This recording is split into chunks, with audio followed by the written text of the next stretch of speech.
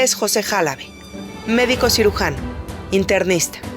Durante casi 3 décadas, ocupó diversas jefaturas en el Centro Médico Nacional Siglo XXI, al mismo tiempo que se desarrollaba como profesor titular en la especialidad de Medicina Interna de la Universidad Nacional Autónoma de México, institución en la que labora hasta el día de hoy. Autor de 214 publicaciones en revistas nacionales y extranjeras, así como 37 capítulos en libros de medicina interna. Actualmente, es jefe de la División de Educación e Investigación del Centro Médico ABC, en donde también funge como jefe de medicina interna. Pero además de todo esto, el Dr. Jálave es miembro de la Comunidad Judía de México y hoy abre las puertas de su consultorio para recibir a Enlace Judío y así poder conocer más de cerca al médico, al investigador, pero sobre todo al doctor que diagnostica con una sabiduría que solo la experiencia sabe dar. Hola Pepe, muchas gracias por recibirme en tu consultorio. No, al contrario, muchas gracias a ti, Nadia, por estar aquí con nosotros. Pepe, de muy buena fuente sé que te gustaba jugar al doctor cuando eras niño. ¿Cuándo empezó tu vocación por ser médico? En realidad, sí me gustaba jugar al doctor, pero no estoy tan seguro de cuándo descubrí mi vocación para ser médico, pero finalmente yo creo que ya desde los últimos años de la primaria y la secundaria y la prepa ya estaba convencido de que quería ser médico. Pues de esos tiempos ahora ya han pasado algunos años. ¿Qué experiencia recuerdas que te haya marcado como médico? Bueno, mira, dentro de la carrera de medicina, que es una carrera preciosa y que es una carrera muy apasionante y que es una carrera que hay que vivirla intensamente, ocurren momentos muy agradables y ocurren momentos desagradables, muchos momentos desagradables en donde tenemos que dar desafortunadamente noticias tristes, noticias en donde hay enfermedades que desafortunadamente hoy en día no tienen tratamientos, en donde muchas de esas enfermedades pueden ocurrir en gente joven y pueden ser súbitas y mortales. Y también, por otro lado, hay enfermedades crónico-degenerativas en donde la morbilidad de los pacientes pues tarda muchas semanas, meses o incluso años y viven enfermos, atados a una máquina con un ventilador, dializándose, etcétera, etcétera. Y por supuesto hay enfermedades agudas que te dan muchas satisfacciones porque cuando mejoran rápidamente los pacientes, te da la gran satisfacción, como comento. Pero por supuesto y evidentemente la satisfacción de poder atender a la gente sin necesariamente ningún sentido de lucro, sin pensar que la medicina es un oficio que represente necesariamente un lucro, aunque de eso vivimos, pero esa es la satisfacción más grande, en donde puedes ayudar y anónimamente al que no tiene no le debes de cobrar y al que tiene le vas a cobrar exactamente igual al que tiene mucho o al que tiene muchísimo. Es una muy noble forma de ejercer. Pepe, ¿conoces la medicina en México desde su interior? Desde tu punto de vista, ¿qué carencias o debilidades crees que tienen los servicios de salud en nuestro país? Mira, los servicios de salud efectivamente tienen, varios de ellos, muchas carencias.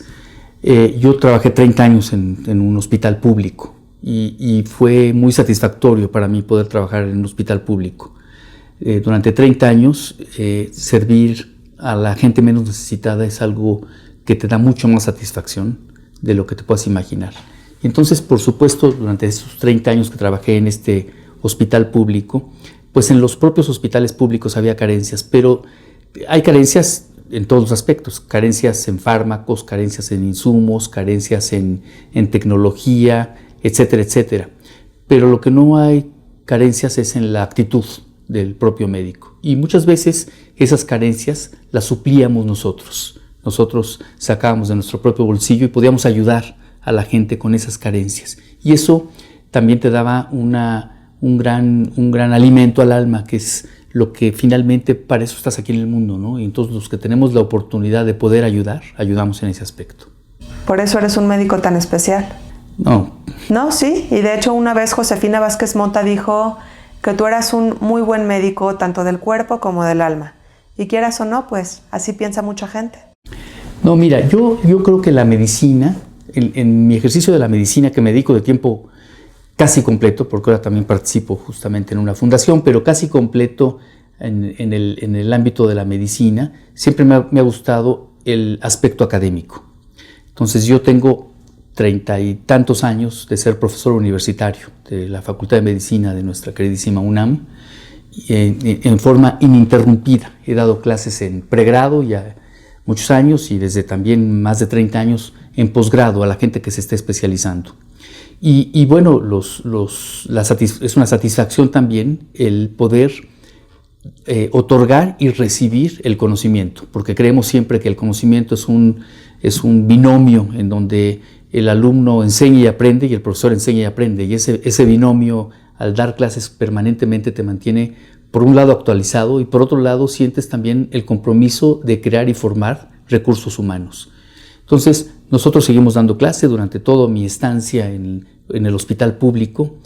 Trabajé siendo profesor de medicina interna y ahora aquí en el Hospital ABC sigo siendo el jefe de enseñanza e investigación, el jefe de medicina interna y también profesor de medicina interna. Doy clases todos los días. A las 7 de la mañana me ves dando clase o enseñándole a los pacientes las patologías que pueden representar. Publicamos porque tenemos una manera de enseñar a nivel nacional e internacional, es leer lo publicado y publicar nosotros, ¿sí? Entonces tenemos muchos artículos en revistas nacionales e internacionales en donde damos y explicamos nuestra experiencia. Tenemos muchos libros relacionados con la medicina interna, cerca de 20 libros que hemos editado relacionados con la medicina interna que se venden en toda la República Mexicana y en parte de Latinoamérica, y algunos se han traducido a un par de idiomas, y participamos activamente en cursos y en congresos de medicina interna. He estado en todo lo relacionado con la medicina interna. Ya fui presidente del Colegio de Medicina Interna, fui presidente del Consejo de Medicina Interna, fui gobernador del American College of Physicians, capítulo México. Entonces, todo lo relacionado con la medicina interna. En el ámbito de la medicina lo ejerzo no solamente a nivel privado, sino lo ejerzo a nivel institucional, porque me gusta la institución y por eso trabajo para las instituciones, y he trabajado toda mi vida para las instituciones, y mi puesto que tengo actualmente aquí en el Hospital ABC, además de ver pacientes privados, es un puesto básicamente institucional. ¿Y qué disfrutas más, la docencia, la consulta o la investigación? Yo siento que el ejercicio de la medicina debe de ser complementario, una cosa con la otra. Entonces, por supuesto que la asistencia y la atención a los pacientes la disfruto, pero esa atención a los pacientes va o conlleva por atrás de todo esto un proceso de investigación que se hace en forma permanente y continua. Y además, toda la experiencia que ve uno con los pacientes tiene uno que transmitirla a los alumnos de pregrado y a los alumnos de posgrado, que ya son doctores y que están en proceso de especialización. Entonces yo en realidad disfruto las tres cosas. Creo que desde mi punto de vista un médico tiene que ser completo en ese aspecto y valorar todas las áreas cognitivas, todas que incluyen incluso las destrezas y las actitudes, y por supuesto también tienes que compartir con tus pares y con las gentes más jóvenes el conocimiento, porque al compartirlo tú también recibes conocimiento, porque la medicina es muy transicional y lo que sabemos ahorita en 5 años va a cambiar radicalmente, y lo que supimos hace 5 años ya también cambió radicalmente, y por eso estamos en un constante estudio para mantenerlos más o menos actualizados. ¿Y en este arduo y continuo trabajo te queda tiempo libre? Mira, yo creo también que tiene uno, por supuesto, que poner en una balanza en la vida todo. Entonces, dentro de la balanza que tiene uno que poner en la vida, existe la familia, que es muy, muy importante. Tengo una esposa, 3 hijos, 3 nueras, 2 nietos y 1 en camino. Y la verdad es que los gozo mucho, son para mí muy importantes. Ninguno de mis hijos fue médico, pero mi nieto de 2 años ya como que ya le estoy enseñando y ya le regalé un estetoscopio porque espero que, bueno, lo que él quiera, pero si quiere ser médico ya desde ahorita lo estoy más o menos impulsando. Entonces, esa es una balanza que hay que poner. Siempre hay que poner una balanza en la vida entre la familia y claro, por supuesto, tienes que dentro de la balanza darle un peso específico muy importante a lo que podría o a lo que es la familia integral. Por supuesto, mi madre, mis hermanos, mis cuñados, mis suegros, todo es un ámbito familiar que no descuido de ninguna manera, que nunca he descuidado, que probablemente muchas de las horas que a veces implicaban esto, estar con ellos, tenía yo que estar en consultas, pero ellos me acompañaban, siempre me acompañan a los congresos, siempre me acompañan y hacemos el congreso con un poco de paseo, siempre me acompañan a consultas, eventualmente cuando eran más pequeños mis hijos lo hacían, y en los ratos libres pues trabajamos con todo esto. Mi esposa se desarrolla, no es médico, se desarrolla en el ámbito de la sociología, pero trabaja en la Facultad de Medicina, es jefa de educación de un área de educación en la Facultad de Medicina, entonces entiende todo este concepto y algunas cosas incluso las trabajamos juntos, algunas publicaciones, etcétera, etcétera. Y con mis hijos y mis nueras tengo una gran comunicación en forma permanente.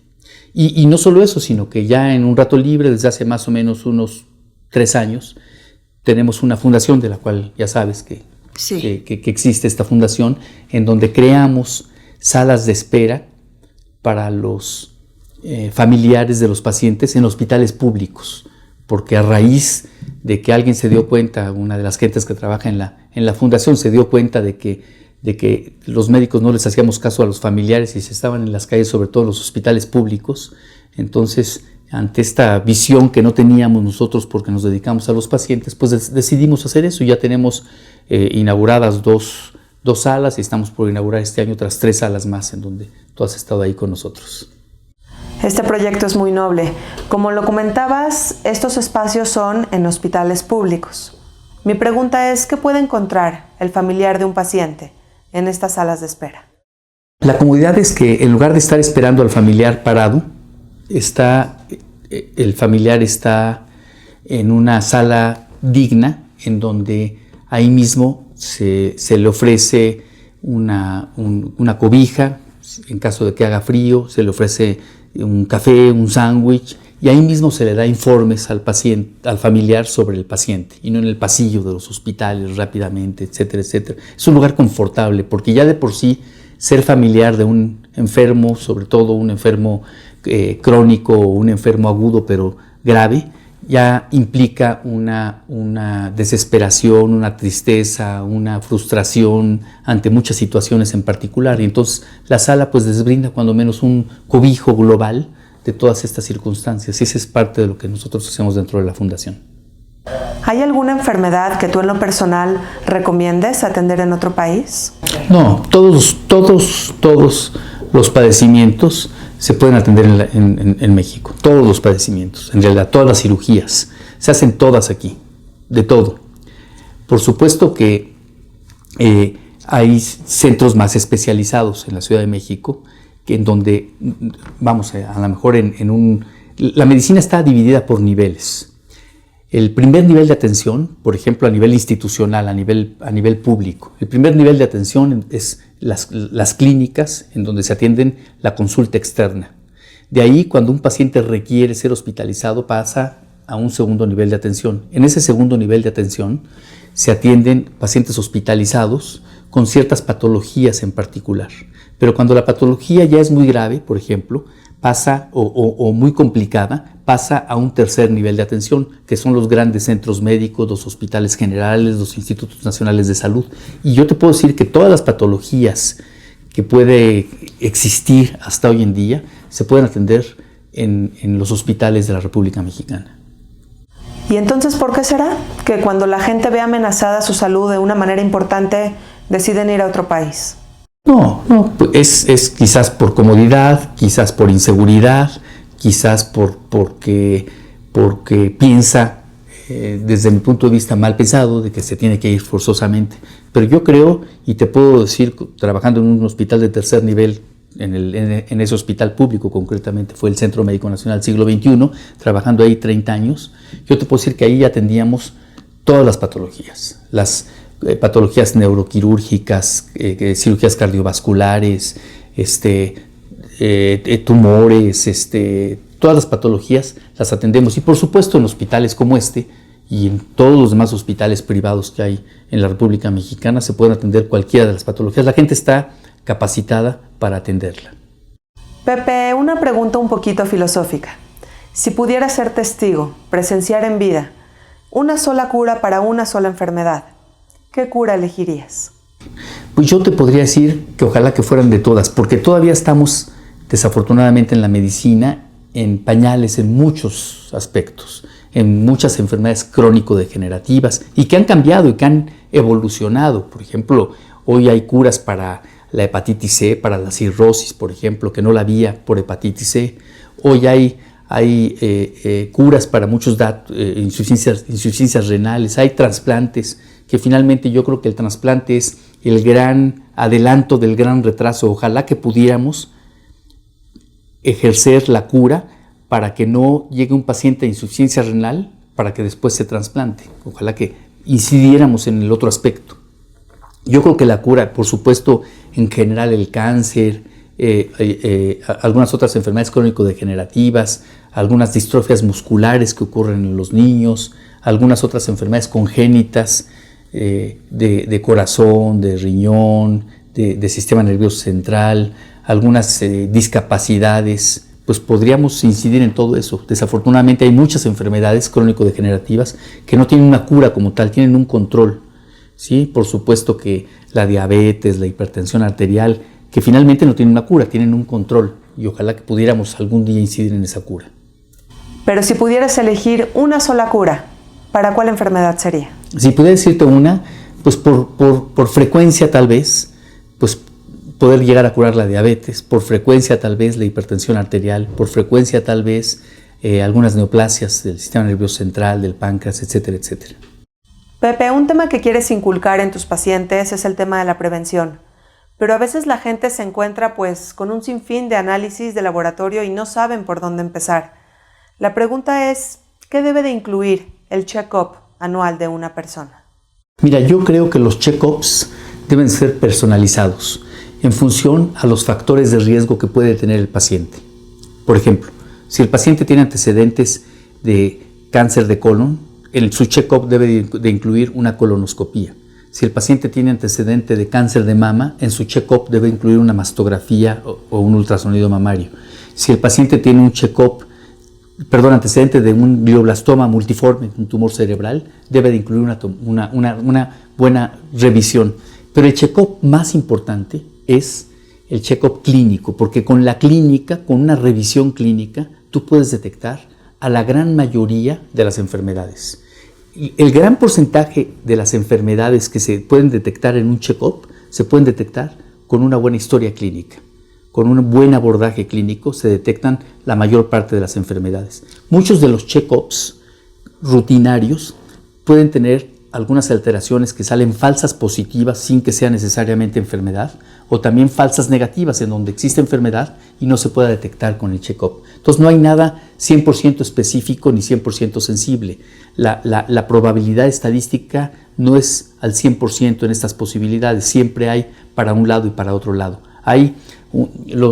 Si haces electrocardiogramas a toda una gran porcentaje de la población, puede un paciente tener un infarto y tener un electrocardiograma normal o viceversa, salir un electrocardiograma anormal que pudiera tener ciertas alteraciones y tener un corazón totalmente sano. Entonces, el check-up debe de ir dirigido en función a los factores de riesgo que se tienen. Y para eso está el internista. Y para eso están, yo te podría decir que los médicos en general. Para eso estamos los médicos, porque independientemente de la especialidad que tengamos, la medicina interna es una especialidad que abarca a toda la economía, a todo el cuerpo, pero el paciente que vaya con su cardiólogo, el cardiólogo pues lo va a revisar finalmente. Todos somos inicialmente médicos generales, que son 6 años de la carrera, y después todos hacemos o varios de los especialistas hacemos una especialidad. La especialidad de cardiología dura 4 años, la de medicina interna como la mía dura 4 años, la de gastroenterología dura 3 años, etcétera, etcétera. Y todos somos, los que somos especialistas tenemos la obligación de ver en forma global. Los que más vemos globalmente hablando, bueno, yo hablo bien de nuestros compañeros internistas, he liderado a la medicina interna en la República Mexicana durante mis ejercicios de la presidencia como dentro del Colegio de Medicina Interna, y la verdad es que estamos muy orgullosos de lo que es la medicina interna y cada día nos preocupamos y nos ocupamos más de lo que implica el estar actualizado. Pepe, a veces eso no queda claro. ¿Cuándo una persona debe de acudir al internista? Mira, una persona debe ir con un internista en el momento en que tenga cualquier signo o síntoma de cualquier enfermedad. Por supuesto que muchas de las enfermedades, ¿sí?, se pueden diagnosticar y tratar incluso por teléfono. Yo te puedo decir que yo trato muchas enfermedades por teléfono porque la experiencia te ha dado de que muchas de las enfermedades las puedes manejar. Y si tiene un paciente gripe, generalmente se cura. Claro, si el paciente tiene gripe, pero esto persiste, esa gripe puede ser un síntoma premonitorio de hepatitis, de encefalitis, de meningitis, ¿sí? O sea, puede ser premonitorio, pero el 99% son gripas que se curan solas. Entonces, tú tienes que ir valorando, ir conociendo. Y por supuesto, una exploración física para ver, porque con la exploración física tú te das cuenta si está crecido el hígado, si está crecido el vaso, si hay ganglios linfáticos, si hay bolas, si con la pura exploración física, sin necesidad de ningún estudio, tú puedes saber si hay una neumonía o si hay una bronquitis. Incluso con la pura exploración física tú puedes saber si el cerebro está inflamado, viendo el fondo de ojo.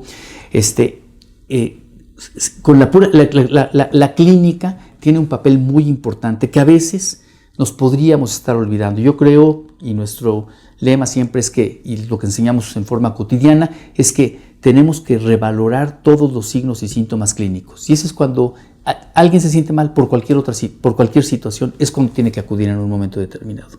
Pues es bueno saberlo porque a veces es claro para qué es un pediatra, un gastro, un ortopedista, pero el papel del internista queda un poco más difícil de identificar. Un internista, la gente a veces no entiende lo que es la medicina interna. Alguien dice es medicina general. Medicina general inicialmente somos todos, pero la especialidad de medicina interna, que dura un año más incluso que la especialidad de cardiología, o que dura un año más que la especialidad en gastroenterología, abarca todo. Entonces el papel del internista tiene 2 o 3 funciones. Uno, cuando el paciente tiene un infarto va al cardiólogo, y cuando tiene una gastritis va al gastroenterólogo, y cuando tiene una diabetes va al endocrinólogo. Pero cuando es un paciente que tiene diabetes, infarto, gastritis, colitis, artritis, entonces cuando viene con los internistas.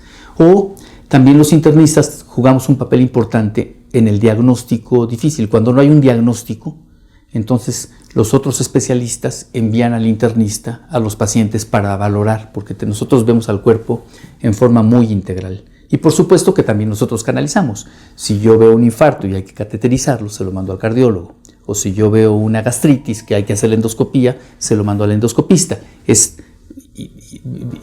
Va y viene de un lado y de otro lado. Pero el papel del internista es un papel que engloba al ser humano como una forma integral, viendo el aspecto biopsicosocial del enfermo, que incluye incluso enfermedades neuropsiquiátricas, enfermedades orgánicas, y que todo esto se engloba en todo lo que es el propio ser humano. Esa es la labor fundamental del médico internista. Entonces estamos escribiendo, yendo a cursos, yendo a congresos, dando clases, toda esta situación para que nosotros demos y hagamos un poquito mejor, porque finalmente el mundo no solamente en la medicina, si uno se compromete en el mundo como tal, uno puede en un momento determinado dar lo mejor.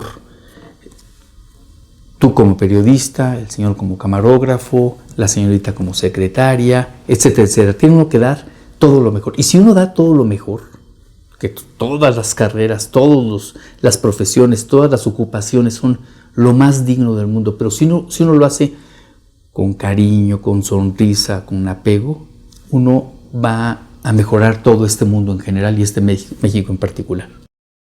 Y creo que eres un extraordinario médico internista, con un ojo muy clínico y un diagnóstico muy acertado. No, bueno, no necesariamente, a veces hay casos más difíciles, pero el colmillo y la experiencia de todos los años te va haciendo un poco más ágil. Y el haber trabajado siempre en un hospital público en donde tenías muchísimos pacientes todos los días, esto te da un poco de experiencia y esa experiencia la traduces viendo pacientes y estudiando, porque si nada más ves pacientes y no estudias, no sirve, y si nada más estudias y no ves pacientes, tampoco sirve.